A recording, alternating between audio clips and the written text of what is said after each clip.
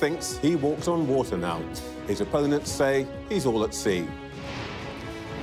Keir Starmer crossed the Atlantic to try to persuade Joe Biden to take the brakes off the Ukrainian military effort.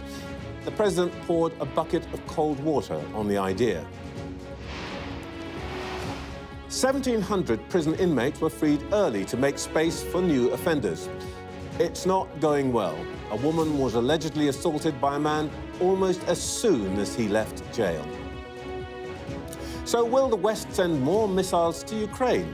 We'll hear from the Foreign Secretary, David Lammy, fresh from that meeting with Joe Biden in Washington.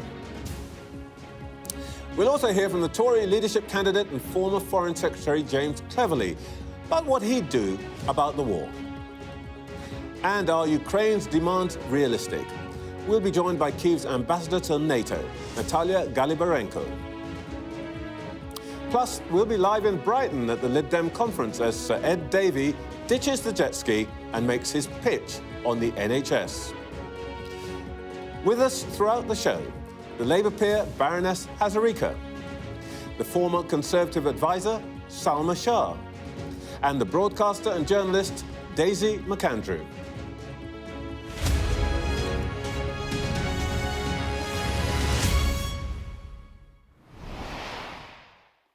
Welcome to Sunday Morning with Trevor Phillips. The Prime Minister's been channeling his inner Private Fraser, the famously morose undertaker in Dad's Army. His catchphrase, "We're doomed." Maybe ministers have reason to be gloomy. They're not having much luck. The Chancellor says she's found a £22 billion black hole in the nation's finances. The Justice Minister's got nowhere to put people convicted of rioting in the summer. And the Policing Minister went to make a speech to top cops and had her purse stolen while she was talking. To be fair, Starmer's promising a turnaround in the nation's economic fortunes in the long run. But as the great economist J.M. Keynes pointed out, in the long run, we're all dead. Some of us sooner than others. Labour's biggest backer, the Unite Union, is clearly running out of patience, calling on the government to reverse ferret on the winter fuel allowance, to drop Rachel Reeves's fiscal rules, and to slap new taxes on the wealthy. So far, so Eeyore. Let's see if we can bring a little autumn sunshine to politics with our guests. Let's start this morning with the government. A little earlier, I spoke to the Foreign Secretary, David Lammy. £1,000 worth of gifts, clothing, by the Labour donor Lord Ali. After all the promises to clean up politics, not much of a good look, is it? Oh, look, I think that a declaration was made to the Parliamentary Commissioner because there was some discussion of the Prime Minister's suits. He's then gone back to the Parliamentary Commissioner to clarify whether a further declaration should be made, and that is now happening. So this is not a transparency issue. It's actually the Prime Minister seeking to comply with the rules, which is, and we all do that, we all do this, full transparency. I got a donation and this is what I used it for. But you understand the politics and the way that this looks. £19,000 worth of frocks for the Prime Minister's wife, similar sum on the Prime Minister's own suits. The man makes 160 grand. Should this really be what politicians do? I take it you buy your own suits. My suit's I mean, it's a lovely suit. My suit's T.M. Lewin. OK. But no. Other manufacturers are available. Seriously, look, I think Wahid Ali has been in the Lords for certainly over 2 decades. He is a self-made millionaire that has been a supporter and a donor to the Labour Party over successive leaders and prime ministers. So that really isn't anything new, and his commitment to support the Labour Party is long-standing over many. But you know what I'm saying? Whatever the truth of it, for many people who don't live in these circumstances, don't see things in a way that you do, it feels a bit odd. I recognise that, but I also recognise that in our country, there isn't a budget for the Prime Minister's clothes or his wife's clothes. In some countries, There's a substantial budget. I've just come back from America where there is a substantial budget to ensure that the US President and the First Lady, their appearance can never be challenged. That is not the case in our country. So it is the case that successive leaders of the opposition wanting to represent the country on an international stage and prime ministers have used donors to fund that budget. That is the truth of it. All right. Let's talk about actual politics and Ukraine. Are you disappointed that Joe Biden knocked you back on your desire to give Ukraine permission to fire British missiles into Russia? Well, look, the first thing is the Prime Minister has been to Germany, he's been to France, he's been to Dublin, he's going to Italy. We spent time with our closest allies in the United States discussing a range of issues, Iran, China, the Middle East, and of course Ukraine.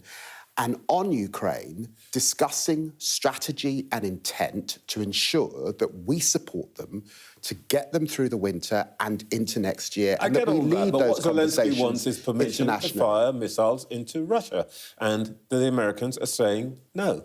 Well, I went to Ukraine with Tony Blinken. The Ukrainians want ammunition. We've given them more ammunition.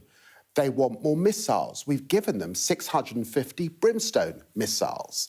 They want more artillery guns. We've given them AS-90 artillery guns. And yes, there's a debate. About further missiles. And we are discussing that as allies, as you would expect us to. Trevor, you don't expect us to share the operational details with you, and I can't do that. Yeah, but as Zelensky's concerned, there's no debate. He wants you to say yes. And actually, that's interesting. Is the objection here, the thing you're discussing, is it political or is it operational? Trevor, I am not going to discuss the operational detail of that kit. And the reason I'm not going to do that is because I'm not going to assist Putin as we head into the winter. This is a long-standing request of Zelensky. He's now been making it for well over a year. I understand why he makes that. And of course, it's important for us to discuss the detail of that with our closest allies, and we continue to do that. But we head to UNGA and the UN General Assembly, where both Biden and the Prime Minister will meet with Zelensky, and as we head into the G7 foreign ministers and the G20. I'm not asking you to share any security details, but I'm just putting to you what Mr. Zelensky has been saying publicly, which is that the longer you delay, the more Ukrainians die. And by the way, he's got an ally in it. Let me put it to you. He's got an ally in this point of view, a person who should know. Here's what Vladimir Putin says.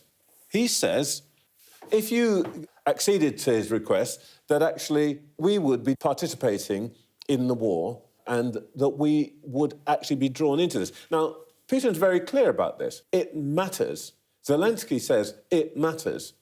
And every time you wait, as Putin himself says, it appears that the West is ready to fight this to the last Ukrainian. So let me just ask you, without going into security details, what is the problem? It's a serious question and it requires a serious answer. Since coming in as Prime Minister, Keir Starmer has pledged £3 billion in aid to Ukraine that they can use for military use. That is more money, speed it up. They have asked for further missiles. We have provided them. We are in discussion with them about ensuring that they get through the winter in the strongest of position. As for Putin, but they're not going to get through the winter if they're being rained down. Trevor, Putin said Russian missiles from Iran don't send, raining down on them from Russian bases. Putin said don't send tanks. We sent them. Putin said don't send any missiles. We sent them. Putin threatens every few months to use nuclear weapons. It's totally unacceptable. We won't be bullied by Putin's shameless grandstanding. What he should now do is cease his aggression and leave Ukraine. That's what he should do. But the UK, And our public should be absolutely confident that we are supporting Ukraine in their struggle. We continue to do that. If anything, since coming, we've speeded up the amount of equipment that we're sending them, and we're giving them more funds. OK, all right, look, you're not going to deal with the actual thing that Zelensky's talking about. So let me put it to you this way. And again, Zelensky's been pretty clear about this, that his suspicion is that this is about the end game. What is the end game for us here? Is it what the Ukrainians say they want, which is the victory, including recovery of all the territory taken in 2014? Or is this, is the end game for you a deal? It's not about a deal. I mean, Tony Blinken and I went to Ukraine and we actually attended a conference with President Zelensky on the travesty of the Russian taking Crimea back in 2014 and what has been done to the Tatars and the Crimeans since then. So it's not about ceding territory. We're absolutely clear. It is for the Ukrainian to determine the appropriate stage at which to negotiate. But the truth is, our assessment is that Putin does not want a negotiation. He's not up for a negotiation. His behaviour, his language, what he's doing on the ground does not suggest a negotiation. So this is about assisting the Ukrainians in their efforts to repel Vladimir Putin from their country. Our end game is that the Ukrainians win. They throw the Russians off their soil, including Donetsk, including Crimea. We are very clear we want to see the Ukrainians win. We cannot support this kind of gross fascist imperialism in Europe in the 21st century, and we must do everything we can to repel it. And if you listen to any of the Baltic states, Poland and others, they are very articulate. If we allow him to win here, he will not stop here. Well, in that case, what do you say to the outgoing head of NATO, who said this week that to end this war, there will have to be, again, dialogue with Russia at a certain stage, but it has to be based on Ukrainian strength, which sounds to me like negotiation over a deal for territory. No, I agree with Jens Stoltenberg. What Jens Stoltenberg is absolutely clear on, wars do not usually end entirely by military endeavour. They end with dialogue and discussion and peace. And so, of course we hope that day will come. But clearly, the posture of Putin at this stage does not suggest a man who's up for a negotiation. All right. Prime Minister's off to Italy to meet Giorgia Meloni today. We're hearing this morning that he is saying that one thing he's going to talk to her about is the Italian agreement with Albania to put asylum seekers in Albania rather than Italy. Is that right? Is the Prime Minister interested in putting asylum seekers in a third country? Well, we tend to focus a lot, for obvious reasons, on the those that cross the channel to get into our country and the horrendous loss of life, particularly. But the Balkans is also a very important route within Europe. The Italians have achieved very significant results in reducing the amount of Albanians that have made their way, particularly into Italy. They also actually have very good upstream work with countries like Syria and Libya. That is what the Prime Minister wants to discuss. Their ambition is... He says he wants to look at the deal with Albania. Their ambition is to smash the gangs. The deal that Italy has with Albania is a comprehensive deal. You've picked up one aspect of it. It's a comprehensive deal. It's upstream work to reduce the numbers. They've had success. They want to smash the gangs as we do. And we've been clear. That's why we went to Germany. That's why we went to France, Dublin and others. We want to work in a coordinated way with our European allies in order to reduce... This sounds absolutely rational. So... That's the point. So our parallel would be to put asylum seekers in somewhere like, Rwanda? Oh, come on. Why not? Trevor... It's a third country. It wants to take them. It'll look after them. It Why breached international law. None of our European allies, including the Why Italians... Why is Rwanda different to Albania? Nobody liked... Why is Rwanda different to Albania? Nobody liked or supported that scheme, I can tell you. Why is Rwanda different to Albania? You should probably put that to Maloney, because it's not my scheme. But it is to say that we've absolutely scrapped the Rwanda scheme. That is not what we're discussing. We met for a full afternoon just before I went on my trip to Ukraine. This is the Home Secretary, myself, the Prime Minister and others, getting into detail about how we genuinely smash the gangs, how we genuinely work with European allies on upstream work and are serious about reducing the numbers that we're seeing. All right, we saw this week the release of 1,700 prisoners because the jails are bursting, and you say it's the legacy of the Tories. Well, I don't just say that. Everybody says that. OK. Everyone agrees with that. What most people will remember is pictures of prisoners celebrating their early release, thanking Keir Starmer, and the fact that, at least in one case, it is alleged that a prisoner assaulted a woman almost as soon as he got out. Now, this was your choice. Is it really the right choice? Well, look, I was Shadow Justice Minister, if you go back 3-4 years. At that stage, the system was crumbling. Our courts were backed up. You couldn't find prison places. Prisons crumbling.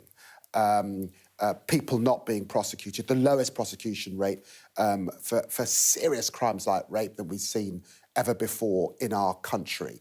What we have inherited is an absolute disgrace.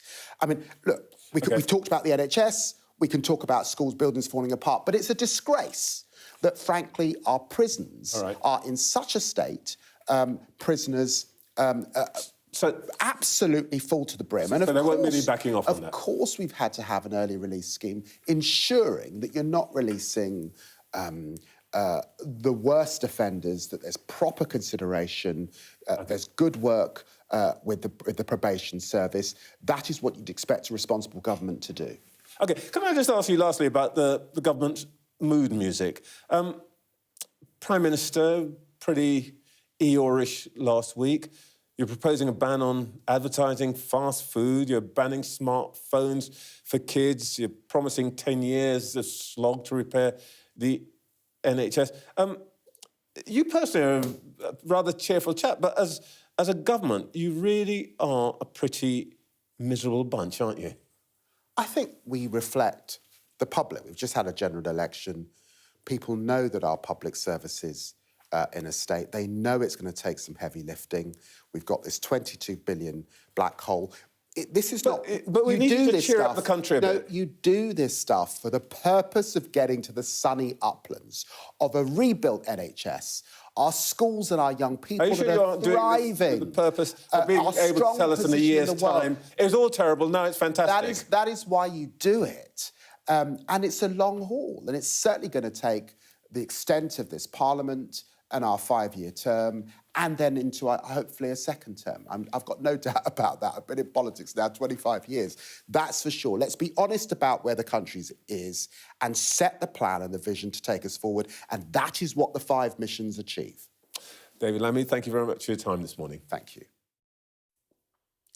Let's see what our panel made of all that. We're joined all morning by the Labour peer Baroness Hazarika, the former Conservative advisor Salma Shah, and by the broadcaster and journalist Daisy McAndrew. Aisha, they got knocked back by the Americans, but there are 5 former defence secretaries, all Conservatives, saying this morning that Britain should just go it alone, allow the Ukrainians to fire our missiles into Russia. The Foreign Secretary seemed to say that they're still talking about it, but it looked like we're not going to be detached from the Americans at all on this.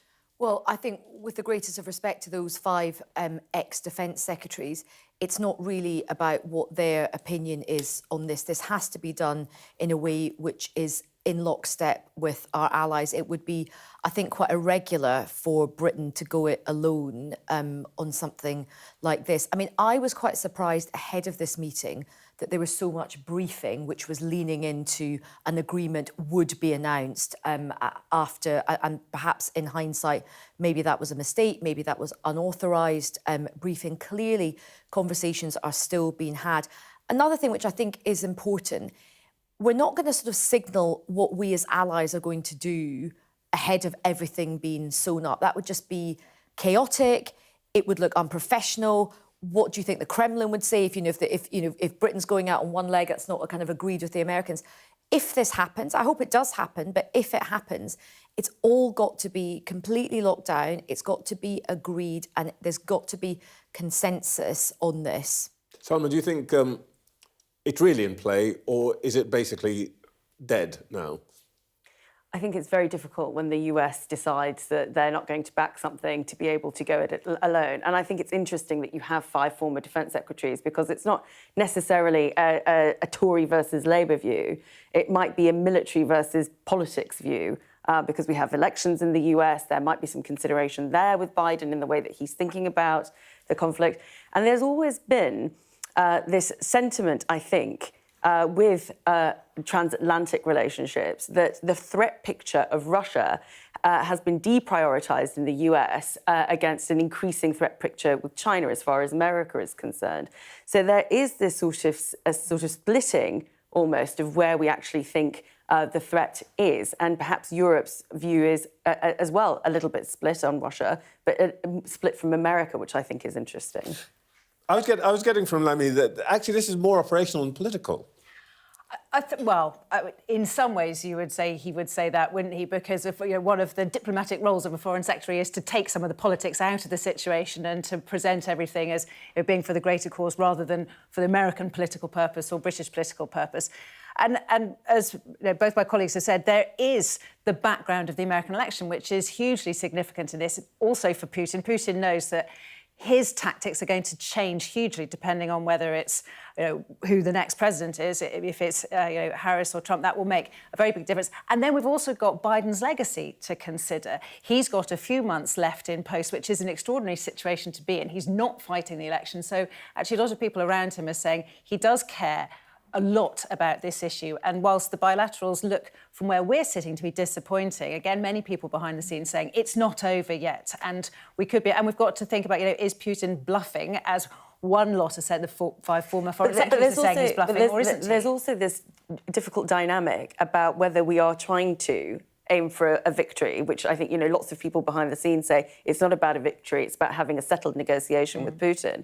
And if that is the case, I mean, I'm not a military strategist, but if that is the case, then surely we should help Ukraine get to a point where they can bring some heft to their negotiating position if that's where it ends up. I was quite surprised how bullish David Lammy was on the victory, that actually it is victory that we're aiming for, rather than a negotiated deal of the sort that Jens Stoltenberg was hinting at. Well, I think right now where the mood music certainly is here, and there's much more of a consensus in this country, politically and in society, about backing Ukraine and wanting an all-out Ukrainian victory.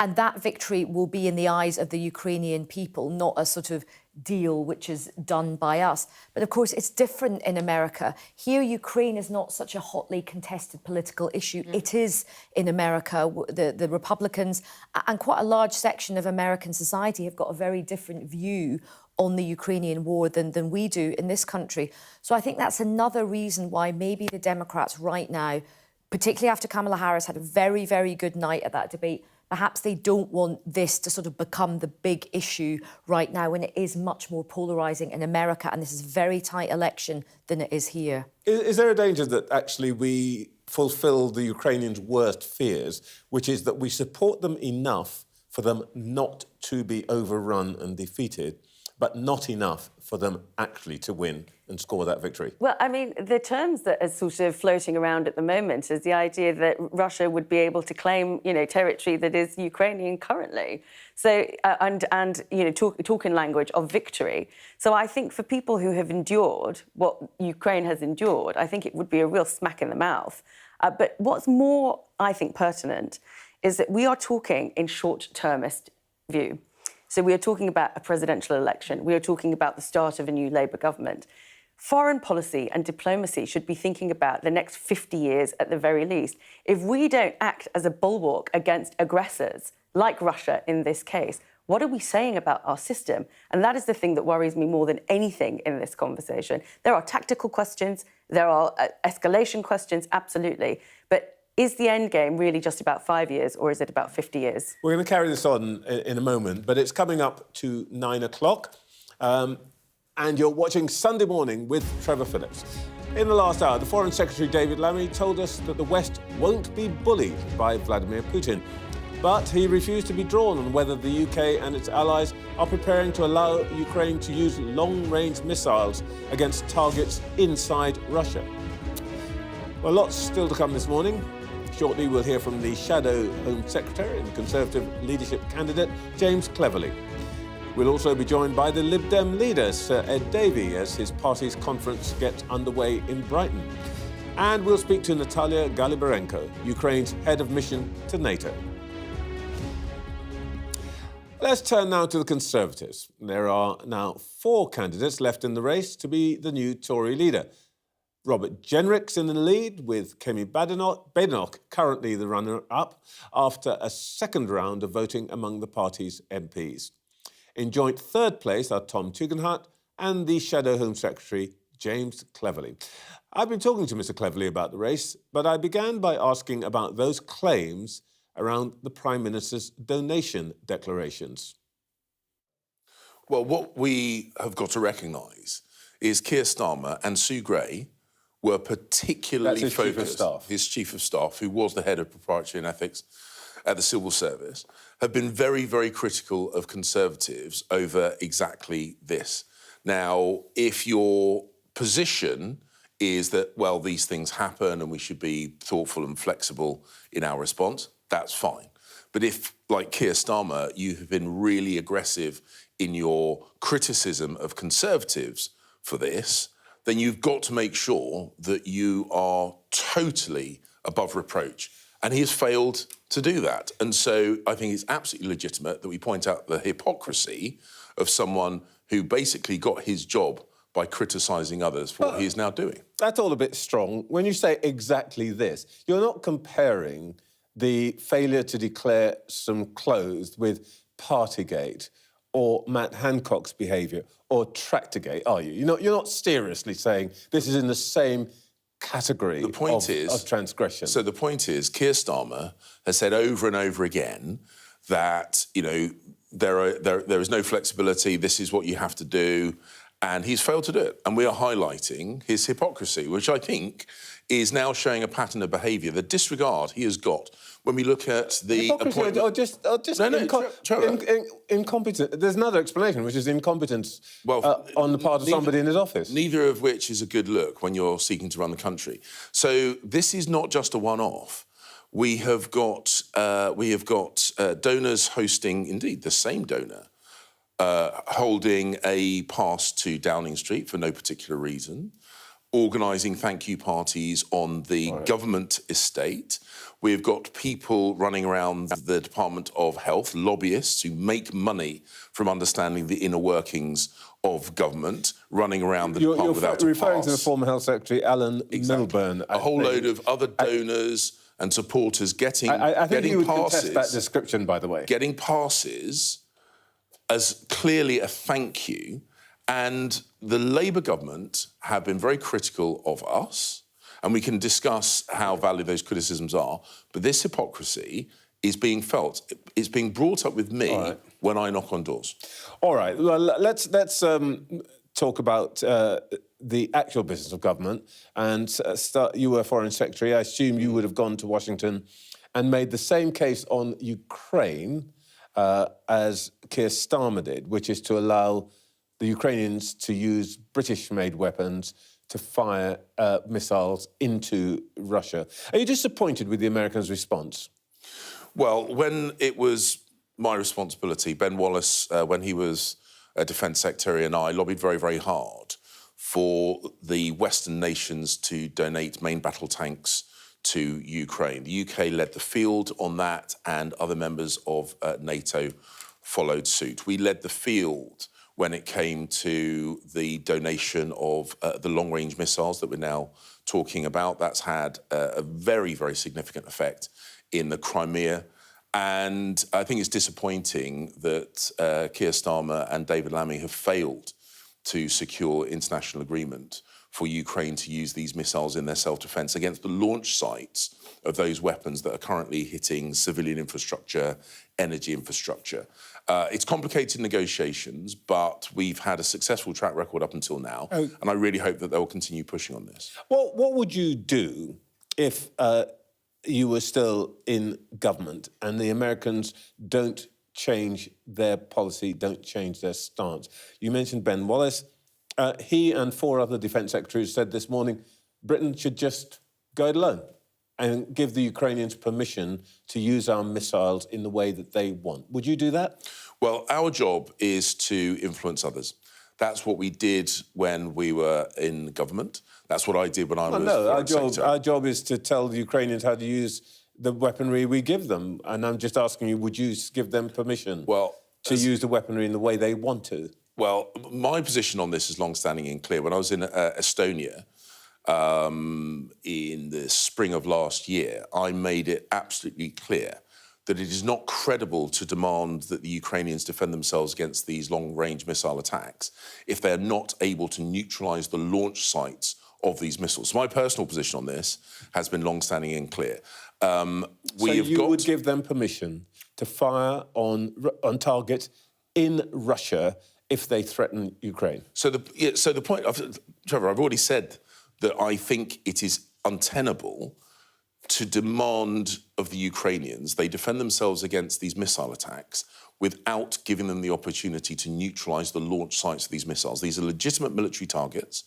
They are the launch sites of missile systems and drone systems which are going against civilian infrastructure in Ukraine, including as we've seen, schools, hospitals, as well as the energy infrastructure. So my position on this has been long-standing. And actually, it's because from my time as Foreign Secretary, but also my time as Home Secretary, that I recognise how dangerous and volatile the world is, that I have said the UK needs to spend 3% of GDP on defence to make sure that we are able to defend ourselves and to support our allies. But most importantly, when it comes to the negotiations with other NATO allies, including the US, that we have real authority at the negotiating table because we are paying our way. And that gives us the opportunity to look the Americans or anyone else in the eye and say, we are pulling our weight. We need you to sign off on this. It sounds like we're already into leadership campaigning mode, so let me ask you about that. Earlier this week, you said that you felt you might have been too diffident about your time, your achievements in office. A massive wave of migrants in small boats, a Rwanda policy that cost $500 million to send precisely 0 asylum seekers nowhere, a loss of 251 seats. To paraphrase Winston Churchill talking about Clem Attlee, you're a diffident man with a lot to be diffident about. I'm very proud of my record in office. As I say, when I was in the Foreign Office, when I was Foreign Secretary, I was the first to visit Israel after the brutal terrorist attacks. I, as I say, was instrumental in making sure that Ukraine had main battle tanks and further support from the West. And when I was at the Home Office, under my tenure, the year-on-year figures showed that all the key metrics upon which we were measured, year-on-year small boat arrivals, year-on-year asylum applications, year-on-year grant rates, year-on-year deportation rates, all these things were heading in the right directions. I made sure that we sent foreign national offenders back to their country of origin. We incarcerated people smugglers to over a total of 300 years of sentences. So I did my job, and I'm very proud of that. This sounds like a great school report, but look, at the end, you lot ended up with 250 seats down. So, Trevor, let me just finish my question. You ended 250 seats down, and surely the point of the leadership contest should, first of all, not to be to wave your medals, but to analyse why you had such a catastrophic defeat. And I've done that. Now, you haven't followed me around the country whilst I've spoken to the members of our party about what went. I regret wrong. that so much, James. But the point is, I said that we don't get everything right in government. No government does. We achieved a lot, but our achievements were obscured by a lot of the infighting, a lot of the rowing, a lot of the bad behaviour that we've seen, which we need to get a grip of. And I've made the point that I'm best placed to do that because I have always conducted myself in a way that I am proud of, and all that I would ask of others is that they follow suit. But the point is that every single person running in this leadership race has got a record in government they need to defend. My personal record is one that I am very comfortable defending because both at the Foreign Office and at the Home Office, I had a track record of success. And actually, I know this is a little bit party political, but when it comes to winning elections, I was the chairman of the party when we won that 80-seat majority. All right, let's talk about the policy. The big issue in the last week has been, or one big issue has been the prisoner release issue, which hasn't gone as well as I think the government would have liked it to. But if you had been in government, you would have done exactly the same, wouldn't you? No. No? No.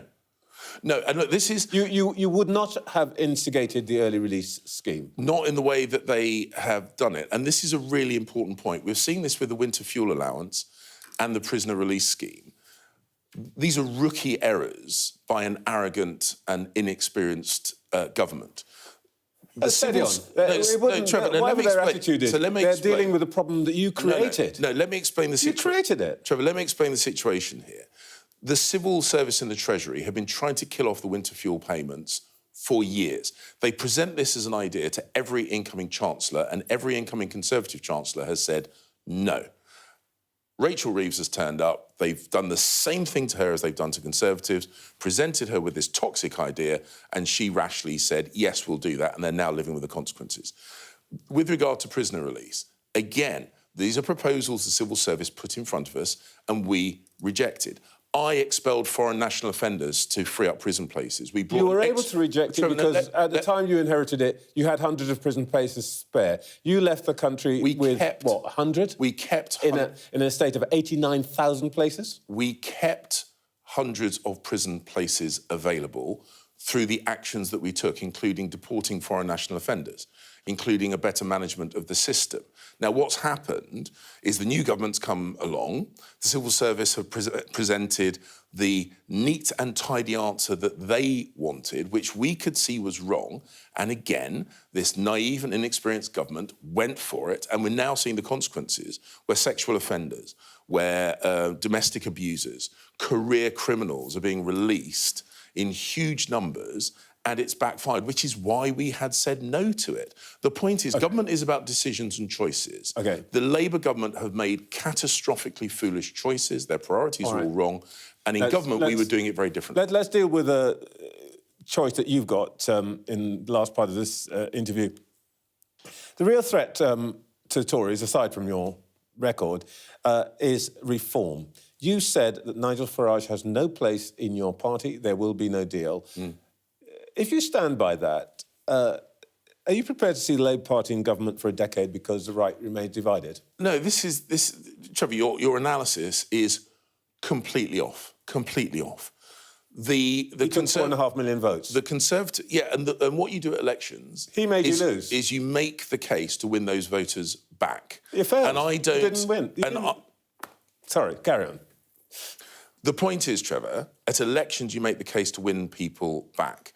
And what happened is that we lost the confidence of voters. We need to regain that credibility. We need to have an honest conversation about the relationship between the state, the levels of taxation, the levels of immigration, and what we're going to do about it. The lazy idea that somehow cutting a deal with Nigel Farage will make all those problems go away, I think is naive at best and deeply counterproductive at worst. We need to make the case, the Conservative case, for lower taxes, for more entrepreneurialism, for stronger borders, for strong defence. And if we do that, The voters that went off to Reform will come back, as will those that went off to the Lib Dems, the half dozen or so that went off to Labour, and the millions that just stayed at home. We can and we should win those voters back by being ourselves, not doing some pale imitation of someone else. James Cleverly, thank you very much for your time this morning. Right, let's return to our panel. With us this morning are the Labour peer Baroness Hazarika, the former Conservative advisor Salma Shah, and the broadcaster and journalist Daisy McAndrew. Salma, James Cleverly, probably the most experienced of the four candidates, is number 4 in the ratings at the moment. Why isn't he doing better? I mean, to be honest, it's sort of a muchness between them all in terms of, their experience. They were all sort of there in the latter part of the Conservative administrations. But also, I think you hit on it in your interview, actually. When you've had a loss as significant as ours in the last election, it's not really about sort of retreading the great stuff that we did before. It's about saying, OK, guys, we've got a problem, we need to fix it. And I think there's been a real sort of lack of vision entirely with all the candidates. Yeah. I get that it's going to be difficult. I get that it's hard because you're reacting to things and there's still a lot of emotion and there's still a lot of kind of this is what went wrong, well, that's what went wrong, and nobody's really alighted on the core of what we think it is, and there's no agreement on it either. But I think you have to look forward, and it's, all this sort of talking about previous leaders, their attachment. We're still talking about Mrs. Thatcher, which is ridiculous. Mrs. Thatcher did not spend her leadership contest talking about Stanley Baldwin. So I find it really, it's lacking. The whole contest is lacking. I found it very interesting at the end when he seemed to be saying, they will come, the voters that were lost to the Conservative Party will come back into the fold. These things will just swing. And actually, that's, up to my mind, a fundamental misunderstanding of what politics is currently like. There is no two-party state at the moment. There is no natural home for most voters. And it struck me as a little bit complacent and not really reading the room. I agree. And there's also this idea that, perhaps the next leader of the Conservative Party won't be Prime Minister, so maybe we can afford to have somebody who's not that amazing. This is just sort of the chatter around. But what bothers me is exactly that. If you think that the Labour Party, as James Cleverly has just said, has made foolish and foolhardy decisions in government from the get-go, then you really need to think about how you're selling yourself, because the trust isn't there with the Conservative Party, with the public at the moment. And so how are we going to rebuild that? It's the first step. This feels like a ray of sunlight for the Labour Party. I'm just sitting back and enjoying it. But there are some parallels with what happened with the Labour Party, because, of course, Labour Party riding high at the moment with that majority, although you can argue that it's on sort of fragile ground. But the Labour Party was very good at losing elections, and watching what the Conservatives are going through now is very reminiscent for many of us in Labour of what Labour went through, which is there's almost an enjoyment of being in opposition for a lot of Conservatives right now. They're not showing any evidence, as Salma has said, and I think as we saw in that James Cleverly interview, of really confronting what went on. And I think the danger for the Conservative Party, and this is what happened with the Labour Party, by the way, is when you lose elections, instead of actually asking what did the public want, you say, what do I want? What did my base want? And you actually move further into your comfort zone. For the Labour Party, it was further to the left. For the Conservative Party, they're obsessed with things like, leaving the EHCR, bringing back Rwanda, which was an absolute disaster of a policy idea, chasing reform. You're about to speak to Ed Davey. One of the things that a lot of Conservatives seem to forget is they lost a lot of seats to Liberal Democrats as well. So they seem to be obsessed about a comfort zone to the right, and they're not thinking, actually, you do win elections from the centre. Because also, Aisha, sorry, I don't know, they are thinking about who is going to get the votes from the membership to be the next leader. That's a very different proposition. Those types of people that you have to appeal to are different. A lot of those more right, a senior Tory was telling me, quite a lot of the really right-wing members have already left. So actually the membership might be a bit more centrist than they want it to be, or they think it is. We're going to return to that point, because I think we're going to have a good long time at the end to discuss the politics of this. But we are fortunate we have to go to the Liberal Democrats conference, which is underway in Brighton. And leader Sir Ed Davey's thirst for water-based political stunts shows no sign of being quenched down there. He is now fresh from the paddleboarding and aqua aerobics of the election campaign. He's been out riding a jet ski along the seafront. He says it's now down to business, and he wants to position the Lib Dems as the party of the NHS. And he has sailed in to join me now. Good morning, Sir Ed. Good morning, Trevor. It's great to be on your programme. I wish you were here in sunny Brighton. It's absolutely wonderful. I wish so too. My colleague Rob Powell tells me that he's been in swimming with you. But anyway, let's talk about politics. You're demanding that the government allocates a further £9.4 billion to the NHS, and you want to spend that on repairing hospital buildings, social care, public health. But isn't the truth that that sum will just about cover the wage increases agreed for junior doctors and low-paid workers and some other public service workers? Why are you so unambitious? Why only 9.4 billion? Well, Liberal Democrats set that programme out during the general election. It was the most ambitious programme put to the British people for our NHS and care system. I'm really proud of it. And if you look at the polls, it was one of the main reasons that so many voters backed the Liberal Democrats the last election. We got our best result for over 100 years with 72 MPs. And so what I want to do in this Parliament is, yes, be the champion of the NHS and care. And I want to make sure that as we put forward our ideas, we repay the trust that the electorate put in us. You know, Trevor, I remember when we lost the trust of the voters, and we've had to work really hard to build it back through those by-elections, local elections. And I think we've really made a step forward in the general election, but we shouldn't take that for granted. That's what the Conservatives did. I'm not going to do that. We're going to work every day to keep that trust, to earn that trust, to repay that trust.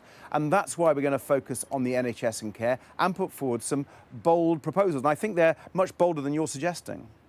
Well, I don't think so, because, as I said, you've just covered the pay increases. But let's deal with, if you like, the bold proposition. Because one of the things that I don't see in your press release today is any mention of reform of the NHS. Would you, for example, support Wes Streeting's aim of using the private sector more in the NHS?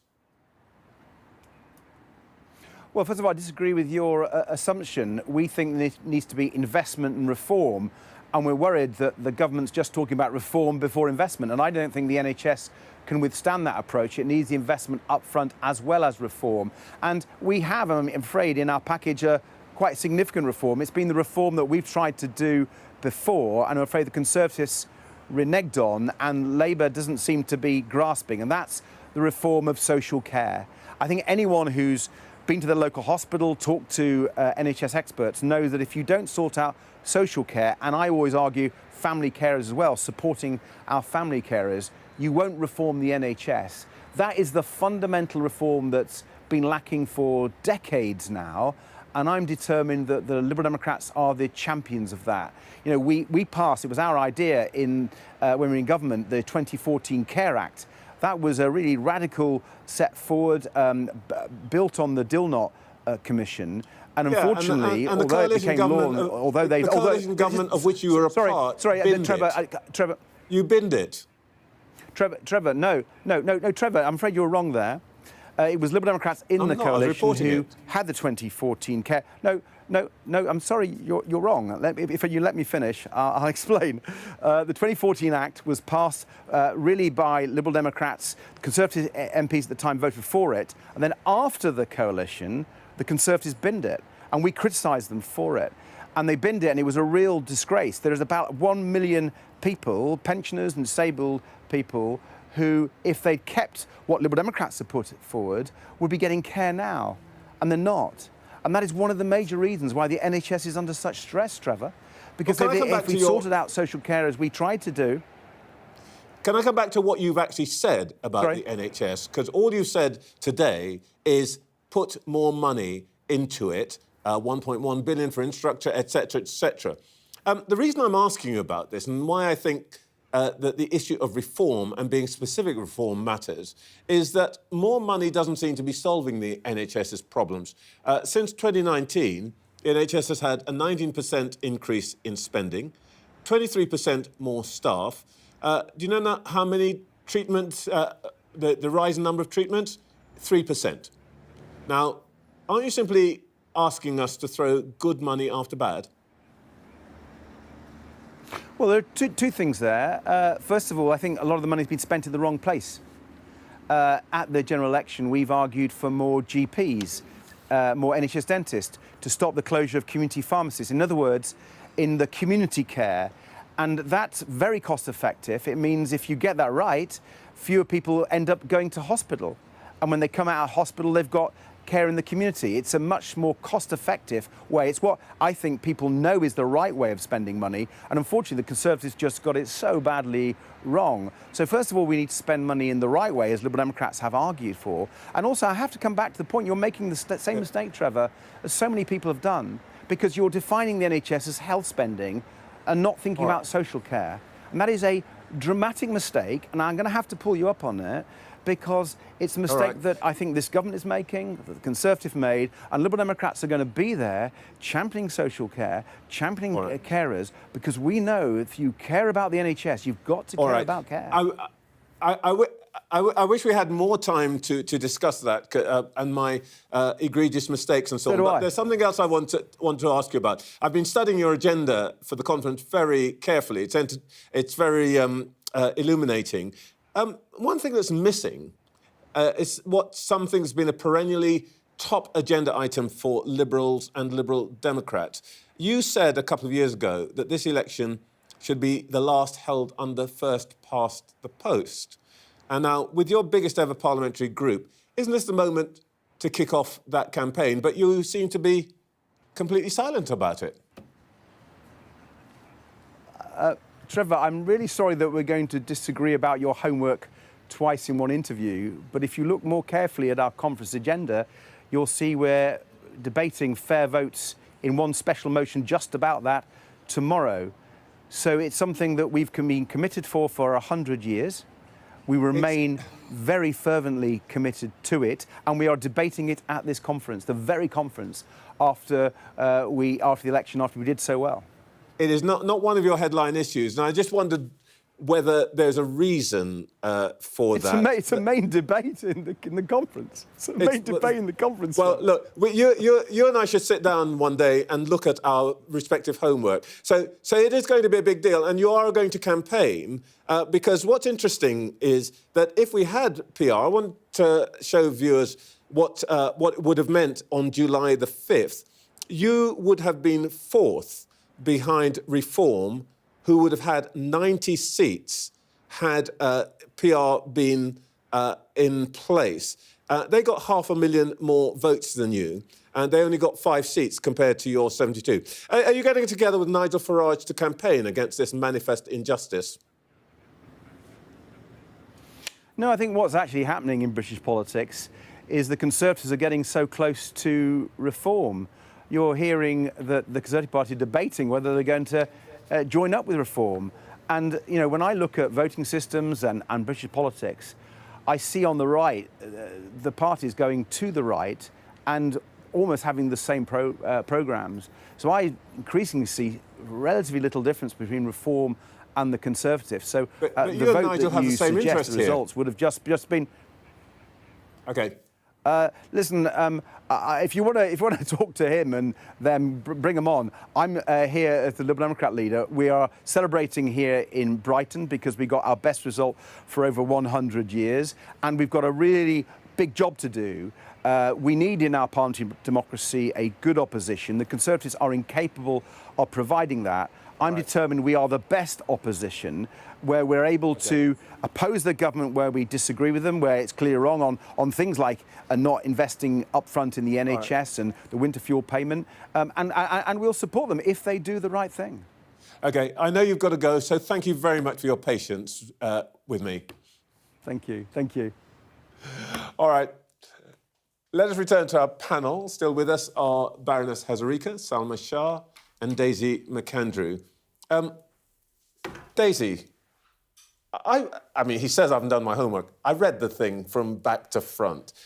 Electoral reform, which was always big deal for the Liberal Democrats, barely figures, if at all. I mean, I think in some ways that's sort of fair enough because they want the message from this particular conference to be all about the success. Aren't we brilliant? Isn't Ed brilliant? Haven't we done amazingly? 72 seats and so on. So they're continuing with that, you know, the stunts in the sea and sort of, you know, on what does seem to have been a tried and tested way to get coverage throughout the election. From personally, I wouldn't see anything wrong with the small parties, even if they hate each other, doing some sort of, yes, we all want proportional representation, because it's their supporters who you're talking to. If you're saying, you know, if you vote for us, or if you vote for me, Nigel Farage, and you don't get representation, that's not fair on you. If you vote for me, Ed Davey, and you don't get representation, that's not fair on you. So I completely get that. And also, I think there is something to be said for, they got 72 seats in the last election by playing the rules under which they were working. So they targeted, the Liberal Democrats targeted very, very carefully on the seats that they were possibly going to win, and they didn't bother because they didn't have the funds or the you know, boots on the ground in the areas they didn't. If you were fighting under a different system, you would fight a different sort of campaign and you'd try to get your top candidates onto the list. So I think, you know, so it's all fair in some ways. There is choice for them, actually, Aisha. Should they try to shore up all those seats they won from the Tories, or should they try to park their tanks on Labour land? I just don't feel the Lib Dems are that strategic right now. They don't sort of really need to be. And as for why they're not debating proportional representation, I think it's quite smart that they're not burning political capital. I think it would make them look completely bonkers.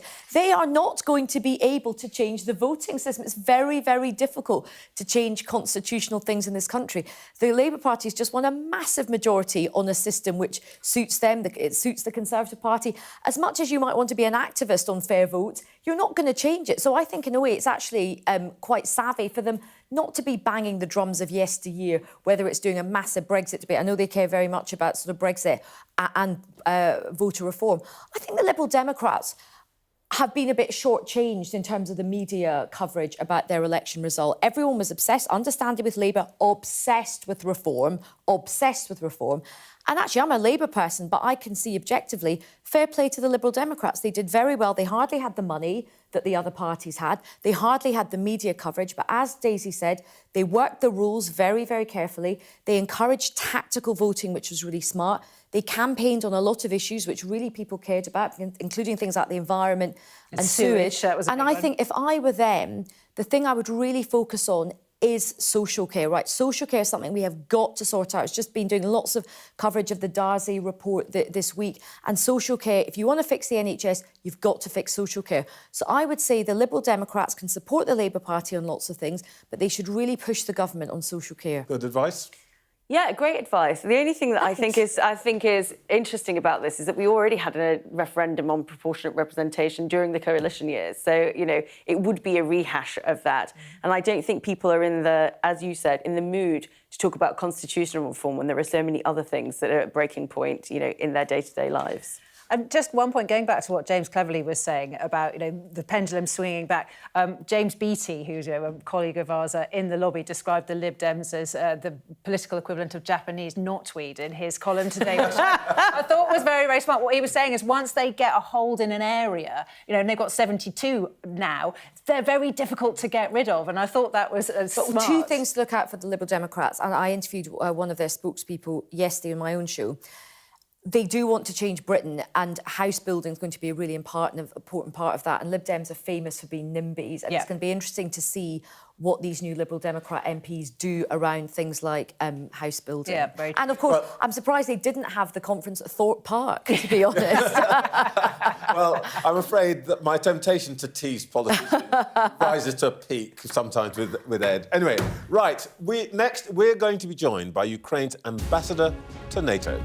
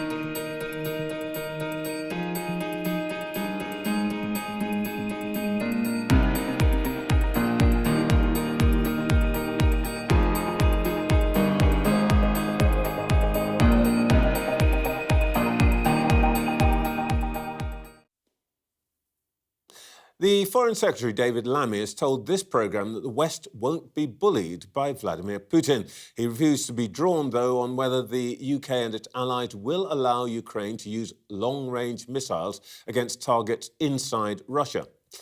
In Ukraine, President Zelensky is losing patience. He insists that giving the green light to use Western-made Storm Shadow missiles is a matter of survival for his country. Joining us live now from Brussels is Natalia Galibarenko, UK's head of mission to NATO. Good morning, Ms. Galibarenko. First of all, can we just get an update on the situation as you see it on the Eastern Front with Russia? Good morning to everybody again. And yes, the situation on the battlefield is really complicated. But what is important, like it is under control. So the most active directions of attacks of the Russian Federation now is in the Donbas area. So the idea is to get to the administrative borders of Donbas. And moreover, without exception, every day and every night, Ukrainian cities and infrastructure objects are under permanent missile and drones attacks of the Russian Federation. Does that mean that the counter-offensive, the push into Russia by Ukrainian forces has essentially failed? I mean, it's not failed. Our actions in the Kursk region turned out to be really effective because the idea was first, to disrupt the offensive of the Russian Federation planned on Kharkiv direction, and we succeeded here. The second was also to withdraw the Russian forces from Donbas direction in order to get to the Kursk direction, and in this sense, we also succeeded. And as the president said, now Russians are trying to get back the control in Kursk region, and that again eases the pressure which we experience on Kharkiv direction and in Donbas direction. A lot now hangs, I guess, on what your allies do to help you resolve this situation. You heard the results of the talks between our Prime Minister and the President on Friday. Were you disappointed? No, frankly speaking, we are not disappointed because during this war, we already used to the situation when we were told at the beginning there would be no Western tanks. Then we were told there would be no firefighters F-16. And all these obstacles we came through. And this is just another thing, a stumbling block, which should tackle, and we will not be giving up. In September, it would be also the meeting between the President Zelensky and US President Biden in New York. And we believe that it would be another push. And in that sense, we're really looking forward to your country position. Because usually UK is playing that role of a push forward. We believe that if there would be positive development on your side, then it will push another allies to do the same, to follow your suit. Well, that's very interesting. Our Foreign Secretary said to me this morning that there is a debate on the topic of the permission to use the missiles in the way that President Zelensky wants. There's a discussion going on with allies. And it sounds to me as though you're rather optimistic about the outcome of that debate. You believe that you will, in the end, get permission to use the missiles in the way that you want. Will that come soon enough?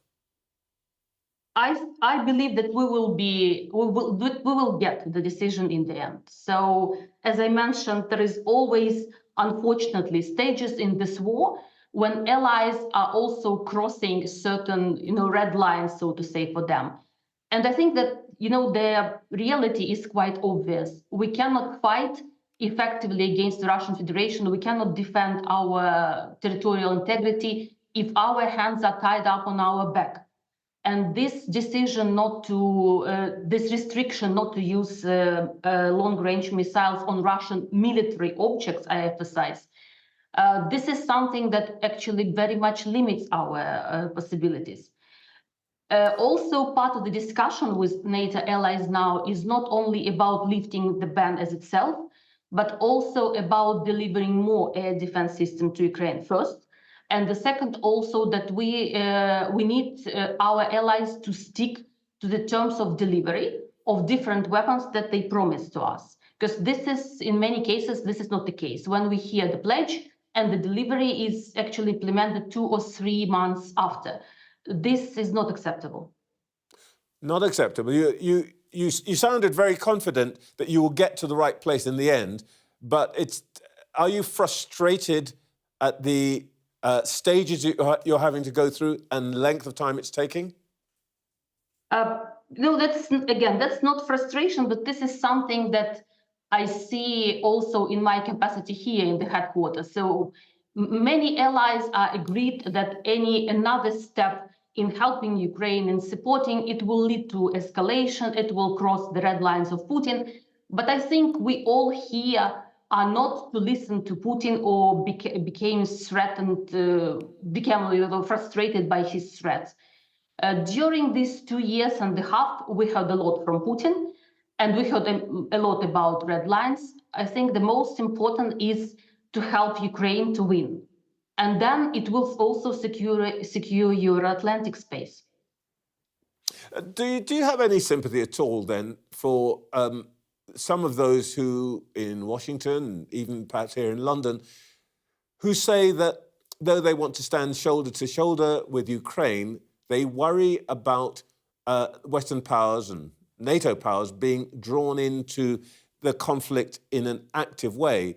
And Mr. Putin's been pretty clear. He says that if Western weapons are used in the way that you want, he will then regard the NATO supplies of those weapons as active combatants, with what then follows. Maybe I will again repeat myself a bit, but I think we should not be blackmailed by what Putin is saying. He was also threatening, before we started our operation in Kursk region, he was also threatening that Russian territory is some kind of a red line for using the nuclear weapon. And it turned out to be just an empty blackmail.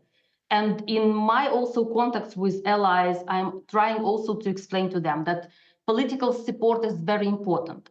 But with political support, we cannot win this war.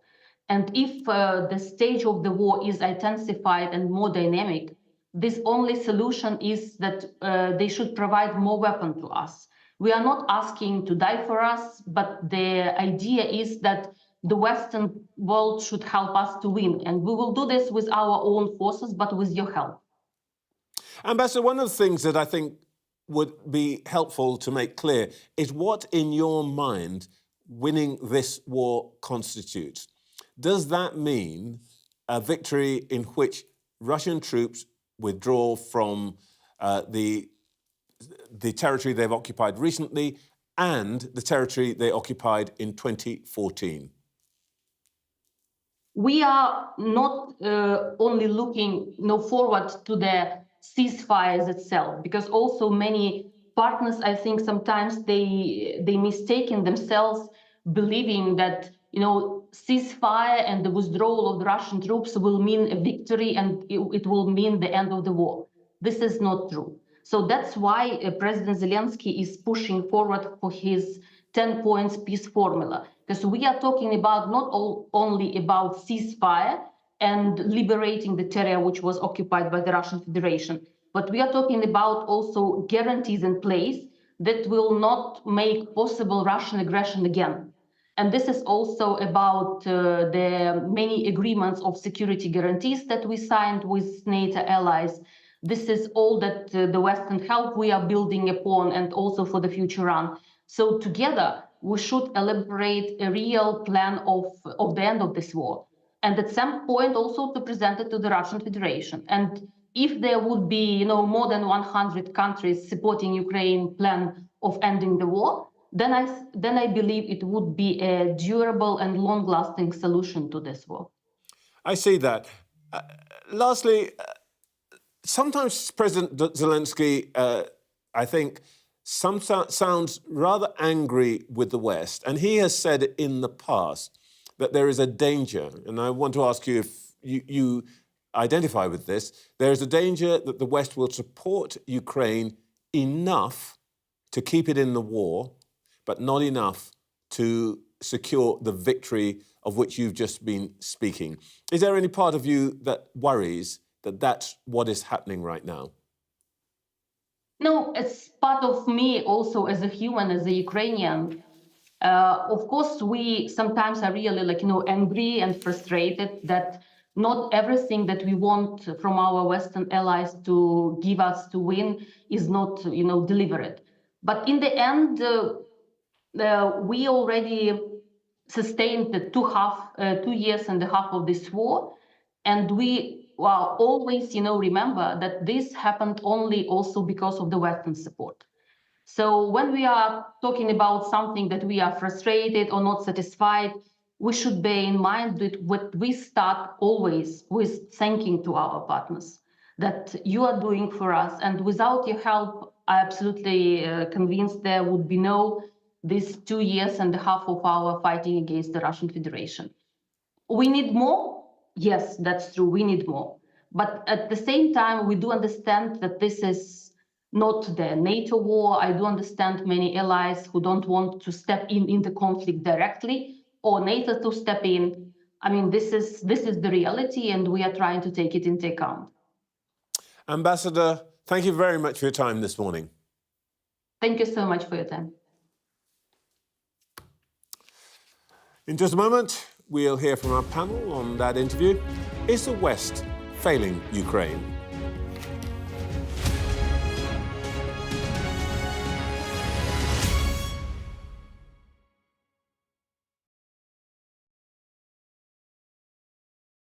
Our app gives you the very best of Sky News wherever you are. Breaking news, videos, analysis, up at 6%. Podcasts, watching us live. Joins us live. All in one place, and all at just the touch of a screen. The Sky News app. Get the full story first. Mandatory evacuation, you must leave! For many people, Harvey is far from over. Christchurch has been changed forever by what happened here. There was a river of blood coming out of the mosque. That's a scene that you don't forget. Ida has certainly left its mark on New Orleans. It just feels heartbreaking. We help you understand the world with us. We are standing on the supply line right into the heart of America's opioid crisis. I've reported from around the world and around the UK. Are you trying to run me over, Sir Philip? No, go away. Look like it, sir. Will you respond to those who've made accusations, Sir Philip? Can you go away? Joe Biden knows the celebrations are over, and this is a country in crisis. You don't want to be remembered this way. You always want to be remembered as something positive. It is almost impossible to predict where these fires will go next. This gives you an idea of the strength of those winds, strong enough to bend and twist metal. Do you regret the tweet, Gary? There's no sign, publicly at least, of either side being willing to give ground. How do you reassure the public that all of these mistakes wouldn't be made again? I'm Greg Milam, and I'm Sky's Chief North of England correspondent. There's always more to the news than a headline. We want to discover, to delve a little deeper, to find out what's really going on. Explanation, analysis, the people at the heart of every story. I'm Neil Patterson, and this is the Sky News Daily Podcast. So, by the end, we'll hopefully all understand what's going on in the world just that little better. Available wherever you get your podcasts.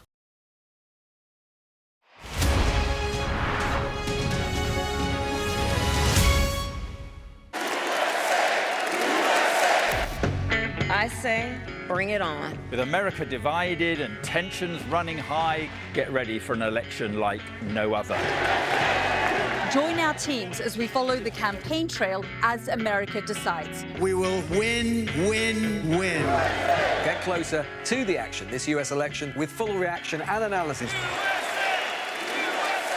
Sky News, the full story first.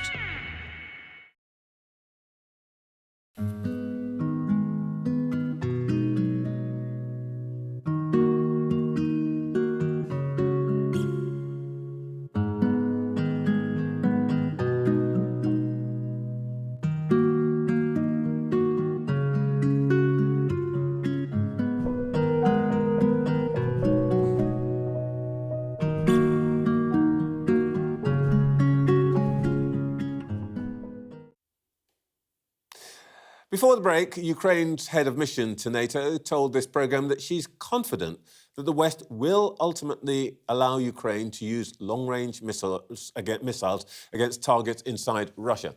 That after the Foreign Secretary told us that although the idea is under discussion, he wouldn't be drawn on whether it will actually go ahead. So is the West failing Ukraine? Still with us are the Labour peer Baroness Hazarika, the former Conservative advisor Salma Shah, and the broadcaster and journalist Daisy McAndrew. Aisha, where do you think this is going to end up?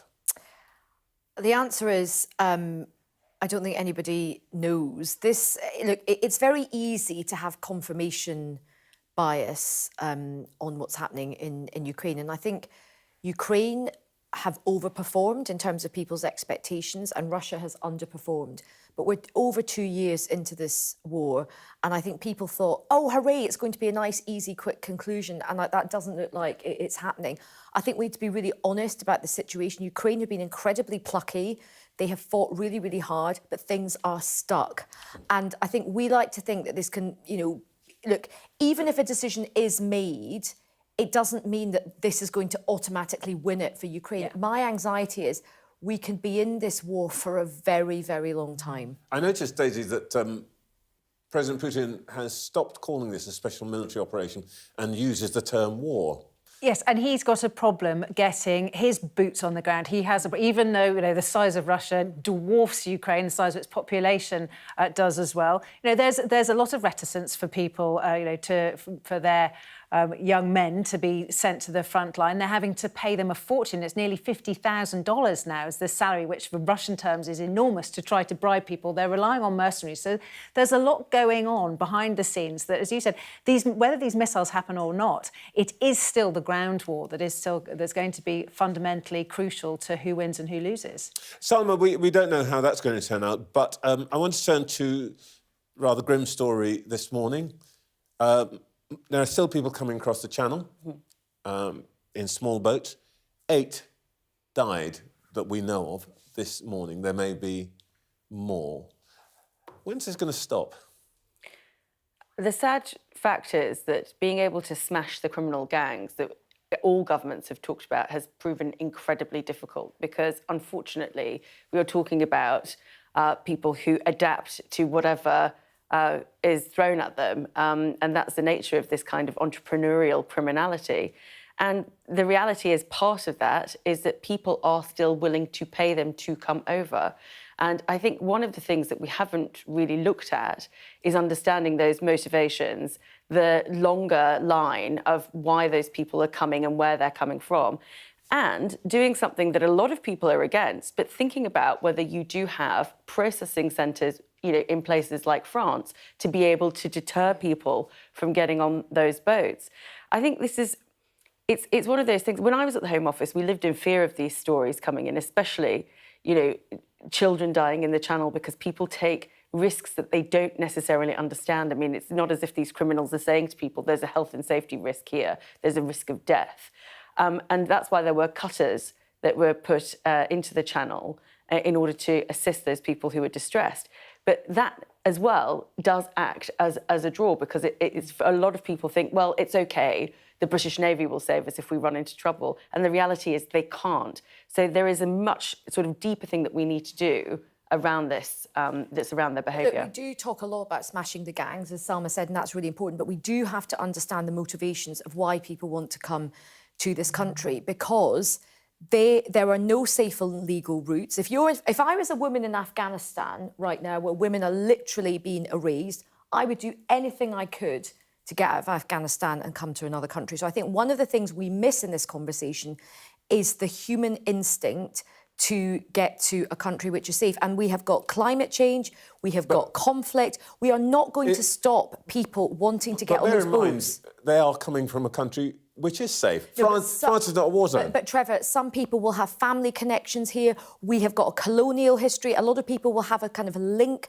with this country. So even though people make that argument, I understand the point of saying just focusing on the gangs, we've got to set up proper processing. And I think we should also be looking at more safe and legal routes to get here as well.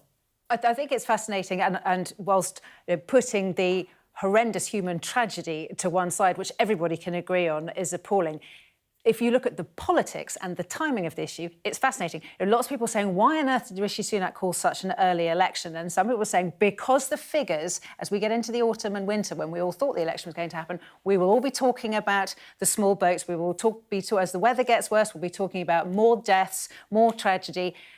Does Rishi Sunak want to have that on top of everything else when he goes into the election to talk about? Or would he like, if we all assume that it will be a Labour government, which it has been, for it suddenly to be their problem? So this has obviously an overtly political aspect as well as a personal tragedy aspect. The other story of this morning, which is, let's put it this way, mildly more frivolous, is what people are now calling Frockgate. Salma, does this matter? So the fact that Lady Salma has had some clothes from a donor, I think the fact that it's transparent is good. I think that somebody being in hock to somebody about such personal items is a bad thing, generally because, it's that idea of access. Even though I'm not suggesting there's any wrongdoing, it is just that idea of access. So I think there is a difficulty around the way political donations happen for personal effect.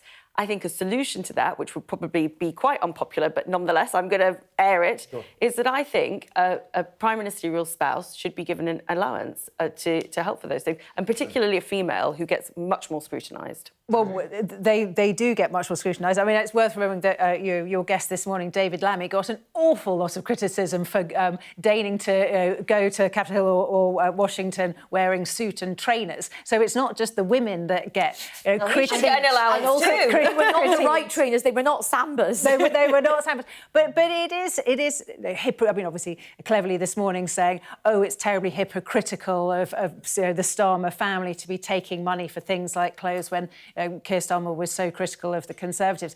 But everybody will criticise this. And so I agree. I think there should be an allowance, and then nobody will think there's a stench. To echo an old red top headline, is this just a storm in a teacup? Well, look, I think there are issues about rules, and I think Keir Starmer's team have got to be really, really careful about registering everything on time, because he did make a big play during the election campaign of being Mr. Rules, and there's a lot of people who've done a lot of work on propriety and ethics. But I actually really do agree with what Salma said. I know this will be wildly unpopular, but when the partner at Downing Street, they will get a staff, they will get some, they will get assistants, they will get advisors. I think they should get a clothes allowance. OK, that's it for this week. I'll be in a new suit next week. Join me at 8:30.